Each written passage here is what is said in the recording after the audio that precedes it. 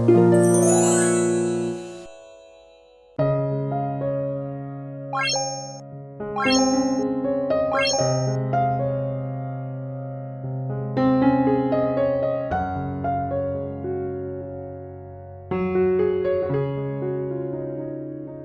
loves, or ladies and boys.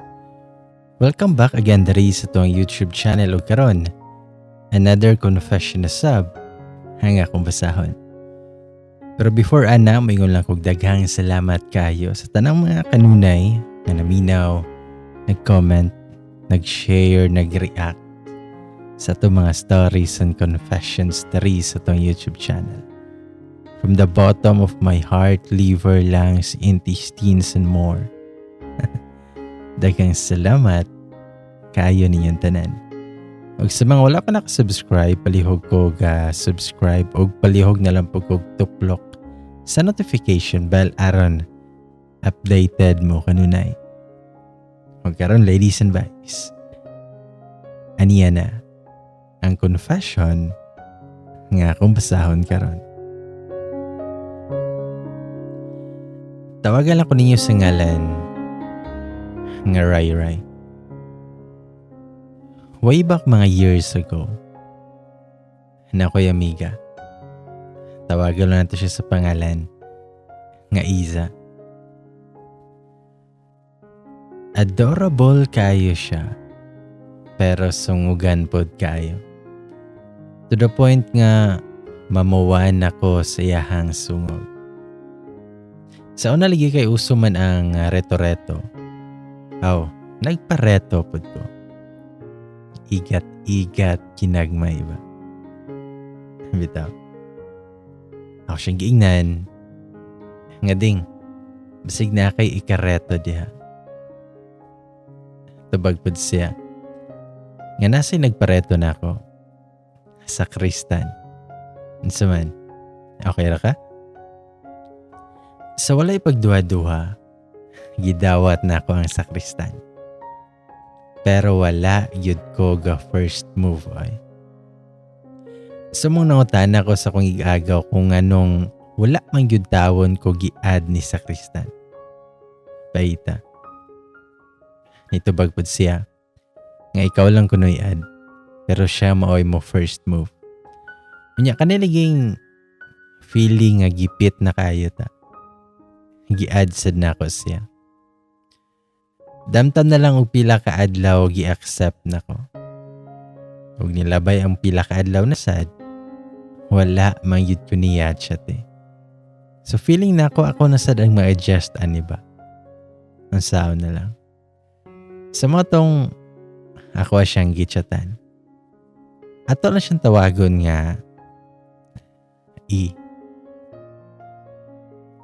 Gichatan din ako siya nga, chatan daw tika, ana sa Iza.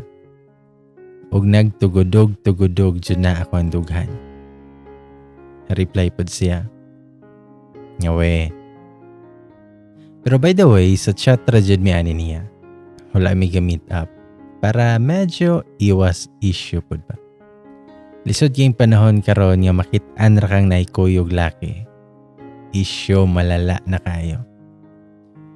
Sa matong giapit na ko si Iza, nga gireplyan ako niya. Ug ang kamaha kay grabe yun niyang panungog. Kay what if kung para kami daw ko no? Pero what if rapod? Nagkadugay amon chat ni nigaan na sa dako ang loob siya. Then iabot na sa point nga nagtabi na mi about sa dreams in life na mo. Ako siyang giingnan na kung palaron ko, magloko. Kay pangarap jud kay nako na. Gipangutana po na ako siya kung sa ganahan niya. Haningan siya. Kanang Ray, magpari manggod ko. Masulod ko og seminaryo Ray. Pangarap manggod na ako na sukad sa una. Sa dihang nahibawan ako yan tubag. Murabag, kalain sa kong gibati pag human akong basa ato. Gisumpayan ta niya. Pero ay gabala ka Ray. Kay kung dili ko mapare, magpares kita ba? Ug tungod ato kay murag, I can feel the butterflies inside my stomach. Bitaw. Sa mato nga sadlaw-adlaw na mga pag-chat ni makaingon ko hinay-hinay na ko nga na-fall siya. From good mornings to good nights, updates sa sagusa, nag-VMs, ug na-flirt kinagmay. Pero ginapugngan gihapon na ako akong kaugalingon. Nga dili kay ma-fall niya. Kay kahibaw ko. Nga basin red horse ray padulngan anintanan. Pero deep inside pod na ako. Kay feeling na ako. Abi yun ako. Tuloy-tuloy na tong amo ani. Happy man kayo ko. Happy man kayo me. Not until nga naibot ang time nga nawad-an may communication. Nakawartong giantos, kay dili ko pwede nga mo reklamo.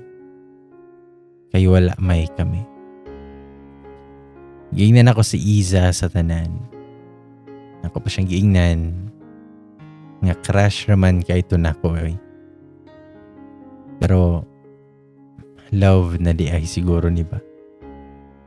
Pariuno na ramang nitubag pod siya nga. Kabalo maka nga pariuno na to ba? Ayaw po dihatag ang tanan.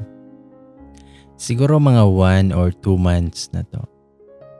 Nagbalik na ang mga communication. Ang mga convo ko'y napuno na sad sa kumusta na ka, nikao na ka. Huwag kabalo yun ko sa kong kaugalingon nga gimingaw kay ko siya. Ningon pa na si I. Nga pila na lang ka man saray. Masulod na ko seminaryo. Tabag po ko niya. Good luck eh. Amping ka dito. Pero ginay natubag na ako. Wala ko nag-expect. Nga mauna ni ang last convo na mo ni I. Sa mga to nga kuwarasad siyang gipasagdahan. Gikaya na ako nga dili na lang yun mo chat siya ha. Para suportahan siya kung sa iyahang gusto.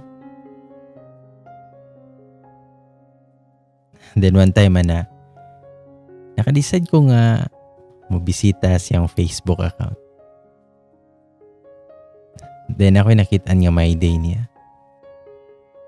Ang my day kay picture niya. Pero naikauban nga babae. Nagwapa man sa ng babae. Mura kong nasakitan pero ipasagdahan na lang gihapon ako siya. Kay kabalo kong wala ko'y katungod.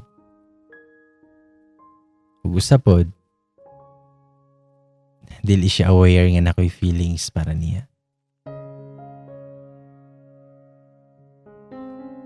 Ug ang sunod na akong nahibawan, kay nisulod nag-seminaryo si ang message na ako para niya, salamat sa pagpa-feel sa love. Thank you sa time nga mong gihatag sa ko. Nagpaabot ko. Nga magmalampuson ka sa mga pagkapari. Nang hinautsad ko, nga di ka magpadala sa mga tentasyon. Sakit pero wala ko'y mahimo. Pero untai, dili ka makalimot sa ko. Og bisan dari lang man makaingon ko nimo nga I like you. Og I love you. Pasensya na kung wala na ako na naingon sa mo.